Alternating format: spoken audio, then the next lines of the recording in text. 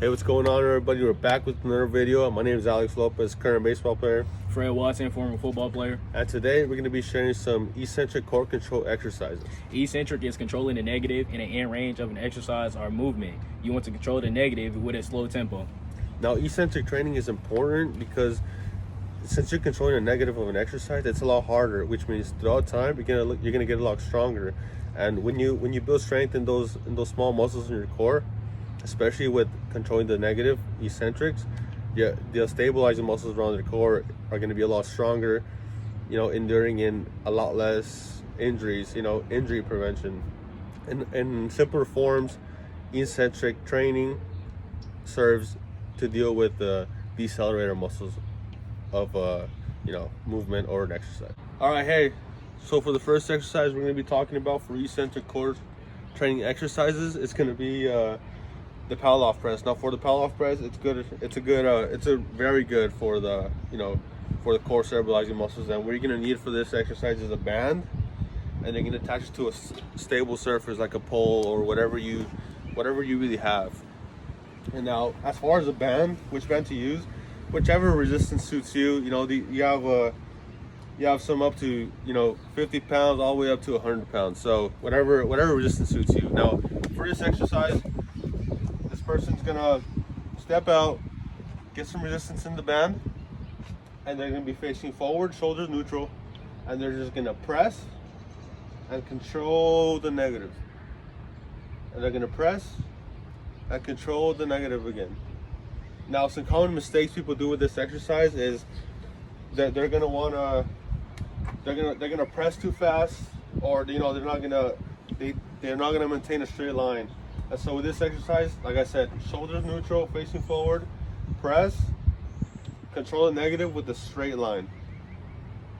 Okay, so we already talked about the Palloff press, which is going to be good for stabilizing the core, especially when you're eccentric training.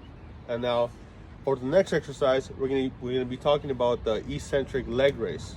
Now, before you do this exercise, you want to keep in mind not to do these common mistakes, such as swinging over excessively when you're doing the knee tuck or leg raise, and not controlling the end range of the exercise, which is going to defeat the purpose of eccentric training in general.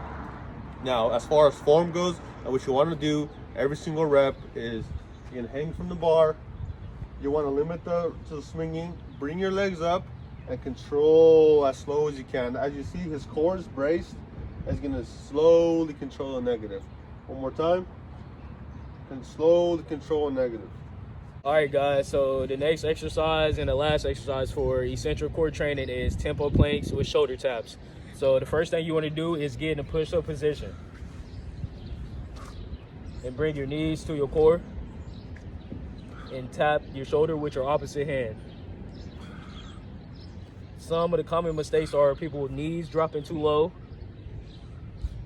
and swinging while doing it and going too fast. Remember, guys, it's eccentric. You want to be slow. Eccentric training is concentration training. Slow. Yeah. All right, hey guys, and that was 3 important core eccentric exercises that you can implement on your daily routines and your core training.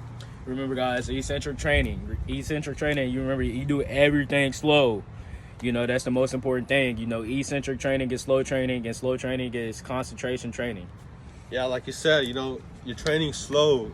Slow meaning the longer you are in the movement, the harder it is to maintain that movement with good form. And as you do that, that also means you're gonna get stronger. That means you're gonna get more flexible, since you're holding those end ranges of motion a little longer. And like I said, it's obvious that eccentric training is going to directly correlate to injury prevention. We cannot overemphasize how important eccentric core training is. It's easy to get away from that because we're so busy trying to move the weight. We're so busy trying to get to the top of a motion. But what we really want to do is control the negative, control the hardest part of the movement, which is on the way down. Yeah, you want to do these exercises 3 to 4 times a week, definitely on leg days to prevent lower back injury and be consistent with it. All right, guys. Now that was it for today. Remember to like and subscribe. And comment if you have any questions, and that's it.